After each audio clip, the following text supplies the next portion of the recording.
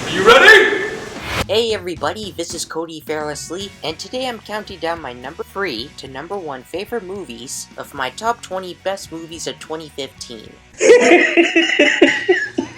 For this list, I discussed the 3 best movies of the past year. Yo, Trey. What up? I got something to say. Also, be aware that because it's a big list, my top 20 plus honorable mention countdown is divided into 6 videos, with the honorable mentions made as its own video and the other 5 videos discussing 5 movies each in my number 20 to number 6 videos, as well as 2 movies from my 5th video and 3 movies from my 6th and last video in my top 20. So without further ado, let's get to my 3 favorite movies of the year.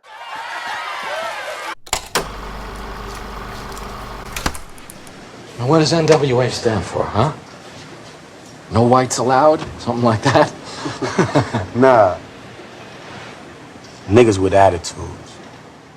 Number 3, Straight Outta Compton. Just hit that first beat hard. Alright, you cruising down the street. Alright. Cruising down the street in my 6'4".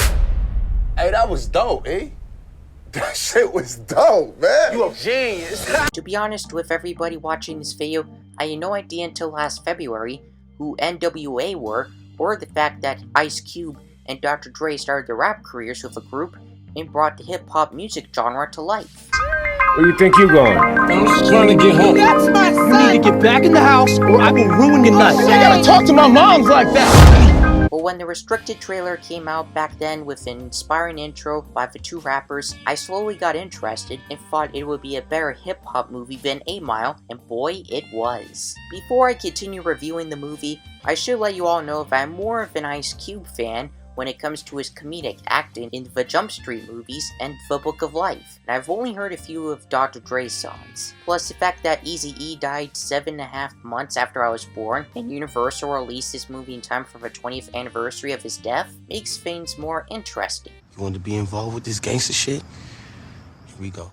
This mostly accurate biopic is obviously not without its historical inaccuracies. MC Ren is pissed that he wasn't shown in most of the movie, Alonzo Williams explained what really went down in his club with Dr. Dre, and the women Dr. Dre beat up were surprisingly not involved in the movie, nor mentioned at all. You can't come down here and arrest people just because of what they look like. Are you crazy? But that's police harassment. You said you're a manager, right? Yeah. Not a lawyer. Does that matter? You cannot come down here and harass these guys because they're black. All the women who were involved in the movie had short roles. Some had name changes, and Dr. Dre's mom, who starts off as a bitch who slaps him in the face and then starts to get along with her son, made me wonder if that's what caused Dr. Dre to beat up those women back in the day. But hey, that's just my theory. I already know what I want to do with my life, and it definitely ain't sitting in some cubicle taking orders on. Now, I worked my ass off to get us here, and I refuse to let you throw it all away.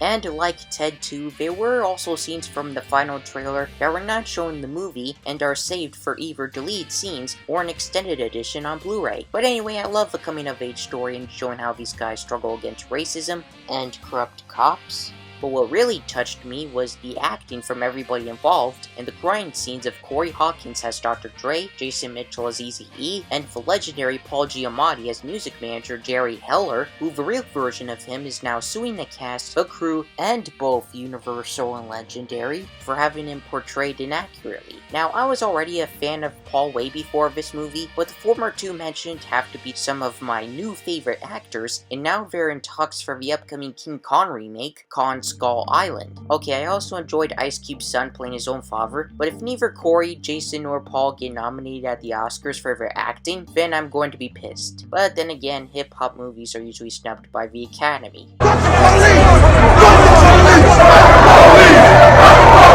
However, as sleazy as it is for me to admit it, I really enjoyed seeing these black girls in their bikinis and going nude for this movie. Though what's obviously more important is the story about the rise of gangsta rap itself and the hard yet fun journey NWA went through. Note to cinephiles, this flick is not just for rap fans, but it's also for all of you if you are open-minded. In conclusion, this has to be my favorite R-rated movie by far, and until another R-rated movie hits that level, I'm just talking to my diary. I'm just talking to my diary. Straight out of Compton, crazy motherfucker named Ice Cube. From the gang called niggas with attitude. My name is Mr. R.L. Stein. Number 2. Goosebumps. Every story ever told can be broken down into 3 parts. The beginning. Hi. Hey, we're just moving in. Good talk. The middle. And the twist. These are all Goosebumps manuscripts. Why are these books locked? Remember that video of me talking about what my version of this movie would have looked like? Well, I gotta say, this feature film adaptation of R.L. Stein's books and TV series is obviously like Citizen Kane compared to my ideas for a movie while I was growing up, even though Sony made the movie into a comedy. The world didn't know Sony Pictures Animation was involved in this film until last July, but when you compare my rating for this movie and what I rated the previous SBA movies with, this is the best Sony Pictures Animation film to date. All the monsters I've ever created are locked inside these books. But when they open... The only flaws I could think of for this family-friendly horror flick have to include the dumb police officers and a twerking reference. Yeah, you heard me, a Miley Cyrus twerking reference in a kids movie. But I gotta tell ya, Jack Black has a fictional version of R.L. Stein under the guise of a man named Mr. Shivers is just hilarious and entertaining. It's just amazing that the real R.L. Stein gave JB his blessing. Hi. Hey, we're just moving in. You see that fence? Yes. Stay on your side of it. Though even funnier is Jack's voice roles as Slappy the Dummy and the Invisible Boy. I mean, Jack as Slappy is so entertaining that reminds me of James Woods as Hades from the Disney version of Hercules. Let's get silly! The younger cast that I tragically did not become a part of includes Dylan Minnette, Beautiful Odeya Rush, and Super 8's Ryan Lee, while the supporting cast includes Amy Ryan from a small role in War of the Worlds, rising star Jillian Bell in yet another Columbia Pictures movie, and stunning Grown Ups 2 actress Halston Sage. Oh my god, how'd you do that? Sore fillings. I have a ton of cavities. When I was 10, I didn't brush my teeth for a whole year. While the franchise as a whole, along with its legendary creator, are considered strange, this one strange fun fact that I must point out is that the spray Jack Black uses to mask his scent is Axe. Yeah, apparently my type of deodorant spray is also used to hide yourself from werewolves. What are you doing? It's the werewolf of Fever Swamp. He can smell my scent. No, it's not working. I have to hide. Anyway, the point of this movie is obviously the monsters, and they are awesome. Plus the twist. We cannot forget that the books and TV series were also about the twists, and this movie definitely has them. One involves one of the main characters of a film, and the other is saved right for the end. But don't worry, there's no spoilers here. You've just released every monster I've ever created. The problem is that with so many of Mr. Stein's creations, it can be hard to tell whether or not they used all of the GB creatures in one film. Though with Sony already planning a sequel, we could see more of Stein's monsters come to the big screen, or maybe even focus on the Horrorland theme park based on the spin-off novels. Yes! So while I had no part in the film in any way, it's a roller coaster nostalgia-filled ride for 90s kids, Goosebumps fans, and non-fans alike. It's funny and scary and really fun. Go! I'm stuck. Go on without me. Save yourself. Okay, good luck. No, I didn't mean it. Now, before I discuss my all-time favorite movie of 2015, here's a recap of the previous 23 movies mentioned.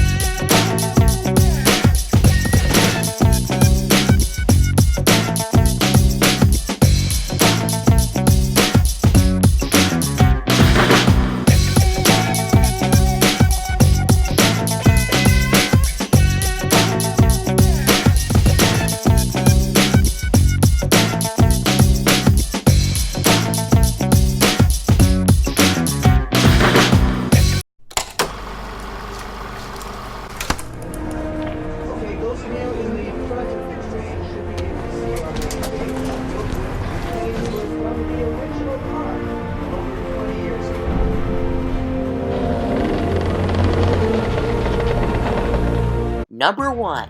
Jurassic World. The Indominus Rex, our first genetically modified hybrid. Well, what is surprisingly the third highest grossing movie of all time is now my favorite movie of 2015.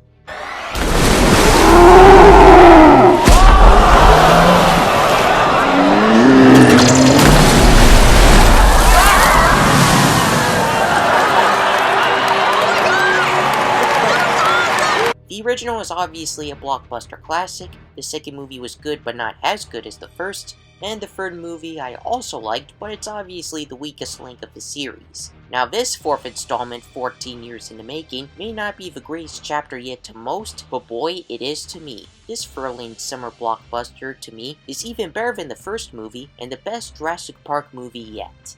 Corporate felt genetic modification would up the wow factor. They're dinosaurs, wow enough. Okay, I will admit, there are some flaws. The love story between Chris Pratt and Bryce Dallas Howard is kinda cheesy, and Ty Sipkin's character is annoying at times, especially when he cries in public over his parents' impending divorce. Hey, knock it off. You're gonna cry?